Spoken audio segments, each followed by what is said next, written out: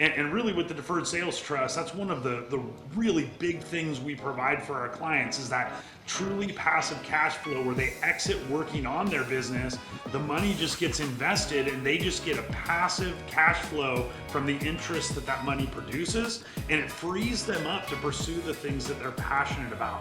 And most of you, if you've worked a lot of years like I have, there's things that give you life, and there's things that suck the life out of you. And oftentimes in a job, when we're in a job, when we're working, we just have to do those things that suck the life out of us. But when we get into that freedom mode, we can pursue the things that we have the most passion, the most fire, the most interest in, and we can really multiply our impact by working within our strengths. No, I love it. Yeah, I think that's spot on. You said it so well. And I think the key thing here is discovering what is driving your exit. And I'd like to probably say that 80% are that freedom seeker, Dan.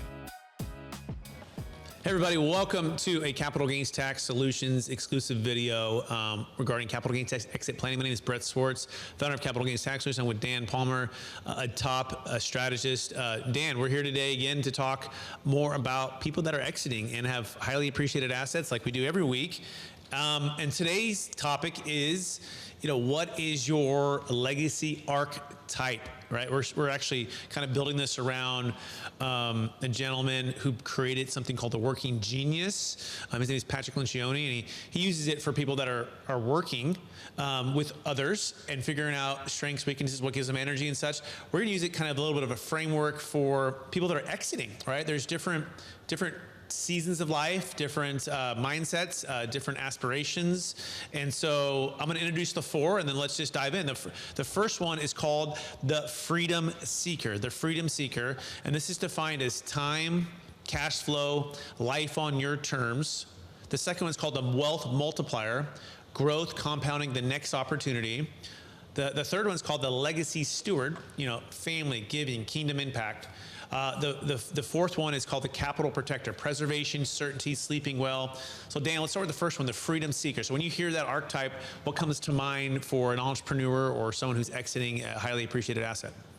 The Freedom Seeker sounds great because that's very motivating to me. So I think that one resonates with me, but I think it's the idea of having passive cash flow, like being in control of your life. Not that people want to retire necessarily. That's what people always think. Oh, they just don't want to work anymore. No, they don't want to work on someone else's schedule. They want to work when they want to work on what they want to work on. And so the Freedom Seeker is the one that says, hey, I want to get out of the daily grind, out of the 9 to 5, out of the hamster wheel. And I want to get to that place where I know that a certain amount of money is going to hit my bank account every month.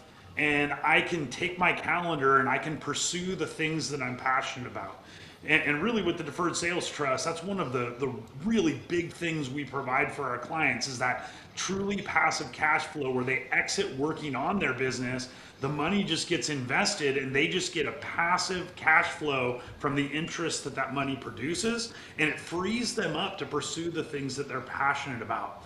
And most of you, if you've worked a lot of years like I have, there's things that give you life, and there's things that suck the life out of you. And oftentimes in a job, when we're in a job, when we're working, we just have to do those things that suck the life out of us. But when we get into that freedom mode, we can pursue the things that we have the most passion, the most fire, the most interest in, and we can really multiply our impact by working within our strengths. No, I love it. Yeah, I think that's spot on. You said it so well. And I think the key thing here is discovering what is driving your exit. And I'd like to probably say that 80% are that freedom seeker, Dan. If I had to peg it, maybe 70, 80% are that freedom seeker.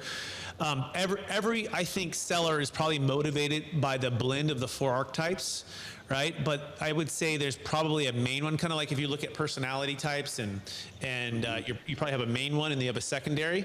And so the freedom seeker, just to add, is, time, cash flow, and life on your terms is how we would probably, define it. And the exit is ultimately about the personal freedom and also the family freedom.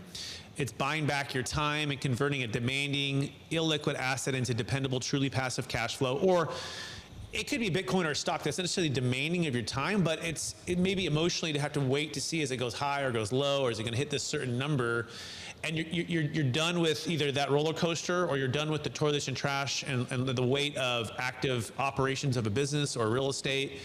And what you want most is the margin to live, to give, and the adventure without being tethered to a job or a property or a single asset. I think the drivers are, of course, truly passive income. And that's that monthly number, Dan. We define that here at Capital Gains Tax Solutions, right, as $20,000, $30,000, $40,000, $50,000 a month or more. It could be whatever your number might be. But it's consistent, it's durable. And instead of chasing the highest return, you just want consistency and durability of that cash flow coming in over time, which ultimately gives you kind of the peace of mind.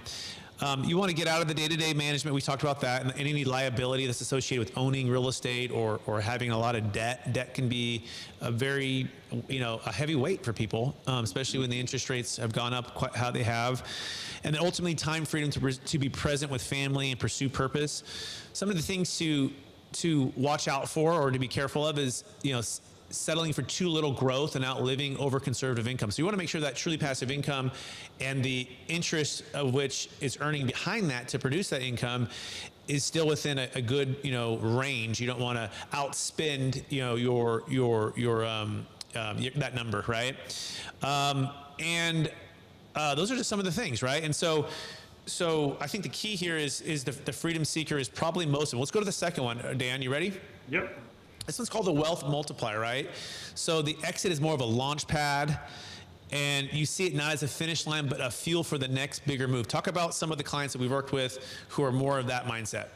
Yeah, this is also a pretty big percentage of our clients, primarily the younger guys and gals, the people that are on maybe their first exit, and they're like, I'm not ready to take my $5 million, invest it at 10% and get $500,000 a year and tap out of the game of life and just go to a beach somewhere and lay around. I still have dreams and passions, and I want to build and I want to create and I want to accomplish things in this short amount of time I have on this earth. And so they want to take that capital and they want to reinvest it in the next project. We call it joint venture partner with the trust. And so basically you have this opportunity to take this money and invest it in your next kind of dream or your next business or your next piece of real estate and build all over again. And so the wealth multiplier is you start off with that first exit, that first appreciated asset, and you don't just stop there. You take that and you multiply that money into maybe multiple other assets, and then you have this kind of stream of exits over the rest of your life. And so a lot of our clients are really into that because that's the fun, right? It's the fun of real estate. It's the fun of building a business and seeing how big it can get, how big of an impact it can make, how much money it can bring in. All of those things aren't ends in themselves. You're like, oh, you're only about money. No. I'm about building, and I'm about success. I'm about challenging myself. I'm about accomplishing something. And the wealth multiplier doesn't just want to exit and go off and live the rest of his life in retirement. The wealth multiplier wants to take that money and turn it into other assets or other businesses and continue to make it grow. Love it. Yep. So the exit is the launch pad. It's almost like the momentum opportunity to free up the capital into something liquid using our trust structure, and then to redeploy it into something typically illiquid, like back into another business or property. And really, I think this is defined as, as the wealth multiplier. You want the maximum amount of capital working, compounding, tax deferred, really important. And you are comfortable being active and opportunistic with where it goes next. And so the risk tolerance tends to be higher. And you love the flexibility, like you're an active entrepreneur and you want to be able to make moves when it makes sense. Like, so using our trust structure and the way we set it up, the way we work with you with the JV partnerships is really key. The timing is now on your side. It's no longer a 1031 rush deal. Timing is now your friend. It's not your the box that you're put in with like a 1031 exchange. You're also going to use the rule of 72, and you're saying, hey, how long can I compound and earn about 10% over 7 years and double my money, right? Or 10% 7% over 10 years and double my money. Some of the things to watch out for, you want to make sure that you're not over concentrating and chasing that next big deal too hard, meaning putting too much of the capital into one deal. You might have delayed the trust from paying you for a couple years, but you don't want to put it into so much of a deal that perhaps the risk is not properly accounted for. Also, you want to be careful not to neglect the estate and legacy structure while focusing on growth, meaning if your estate tax is above a certain number, that is something you want to be aware of.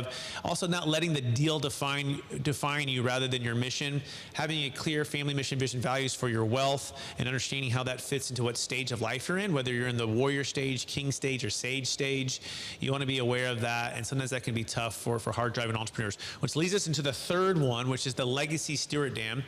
And this one's all about your exit is about your legacy. Like, this is kind of the, you're more of the sage. You're moving into the sage, or you're recognizing that you're, the warrior king stages are more likely than over, and you're okay with that, right?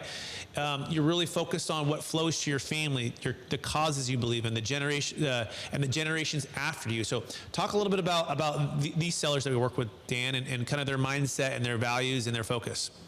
So I probably have a little bit different perspective on this than maybe even Lencioni has in his book, which I haven't read yet. But I would put the kids and the legacy piece of family generational wealth in the capital preservation. And I would look at the legacy steward as someone that wants to build something immaterial with their life, something in the spiritual range, something that impacts other people generationally beyond their life. It's like the Bible says, what does it profit a man to gain the whole world and lose his soul? And I think the humanitarian piece is our soul. It's the caring about something more than just the little bubble of your world that you live in, and what possessions you have and what vacations you go on, and lifting your eyes up and saying there's a whole world out here with needs that me, as a hand of God, and whether you're a follower of God or not, it doesn't matter. You are a hand of God. You found yourself here. You didn't make yourself existent. You were created and you were placed here, and you have within your power your skills, your knowledge, your wisdom, your wealth to go out into that world and literally change the destinies of people that you meet through giving, through speaking, through sharing, through mentoring. There's so many ways that you can make an impact on the world. And so the legacy steward for me is that person that says, I've exited, I have this wealth now. I've kind of reached what most people say, this is the goal of life, to be free, to have passive cash flow, to not be beholden to anyone. But now what? Now what? Where's my purpose going to come from? Where's my meaning going to come from? Where am I going to make a difference? Where am I going to leave my mark on the world?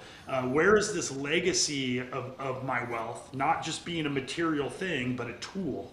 The material thing is I have the wealth for myself, but it becomes a tool when you deploy that wealth to change the world that you found yourself in.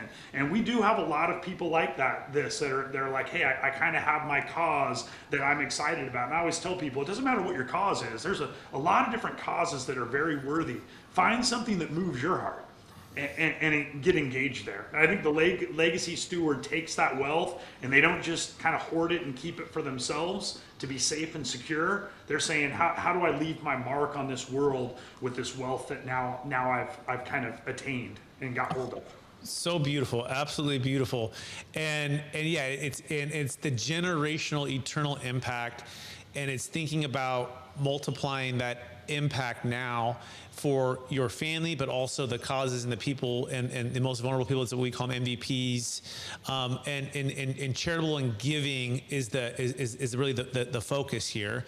Also, being aware at this point, you may be above the $30 million exemption amounts for estate tax, or 15 million single, married 30, and you're going to be really focused also more on the elimination of estate tax rather than just capital gains tax and income tax, which are also important. But it's like you're working your way into that next level and being aware of that and doing the proper planning for giving or for giving to charity, or just getting estate tax elimination. One of the beautiful things about our second trust structure that we offer, it allows for the elimination of the estate tax, which is huge. And so, yeah, so much more. We'll wrap it up with this very last one. It's called the Capital Protector. And this is about, the exit is about protecting what you have built. Right, so you've worked too hard to gamble it. Maybe you've gone through some things in the past where you invested and it didn't turn out too well. Your priority is preserving principal. It's diversification. It's getting out of debt. It's reducing risk and volatility, and it's converting maybe a single concentrated asset into that diversified, secure base that lets you sleep well at night, right, and take care of your family and take care of yourself, and it's probably maybe a little bit more of that $1 to $3 to $5 million range of the exit, and it's definitely about like, hey, now I'm ready to protect maybe what you've built for so long, and this is like your one shot to do it. Dan, talk briefly about that, and then we'll wrap it up. Yeah, I think it's about de-risking. Like you get to the point where you say, okay, now I've earned and I've worked and it's paid off. And maybe I don't have the energy or the years to rebuild again from scratch. And when you're young, it's part of the risk you take, right? 'Cause you're like, hey, if I lose it all, let's go earn it all again. Let's do the next thing and it'll work out. And so you kind of have this freedom. But as you get older, you start saying, hey, I don't, I never saw it when I was young, but yeah, I don't have the same energy. I don't have the same drive. I don't, my motivation to work really hard to build something from scratch has waned as I've gotten older. And so I want to take the things that I built and I want to de-risk it and invest it in things that kind of guarantee that I'm going to be okay through the later years of my life. And so I think that's what episode 4 is about. Absolutely. And so again, capital preservation, diversification, consistent, durable income, and then watch out. So you want to also be careful not to over-concentrate, but you also want to make sure that you're investing in, it's not such low risk that you're not keeping pace with inflation, right? And you want to be aware of just your tax liability. You might move to a new state to establish new tax residency to get lower taxes on the income that comes off of the trust. You might sell multiple assets to combine it into one trust so you can get a little bit more working for you. These are just some of the things that we're here to help you through. And again, this is a combination. If you're selling, you're probably a part of all 4. What percentage of each one is really up to you. We want to help you, think through that, guide you through that. We're here for you. If you have a large exit of real estate, stock, Bitcoin, primary home, and you're wanting to build a capital gains tax exit plan with intentionality and purpose and flexibility, we want to encourage you to go to capitalgainstaxsolutions to get started today. You can also check out the book, Building a Capital Gains Tax Exit Plan, that lays out a lot of the thoughts that we've been talking about today. So appreciate you watching or reviewing this. Share this with someone it could be encouraging to. I'm Brett Swarts, he's Dan Palmer, and we'll talk to you again real soon. Bye now.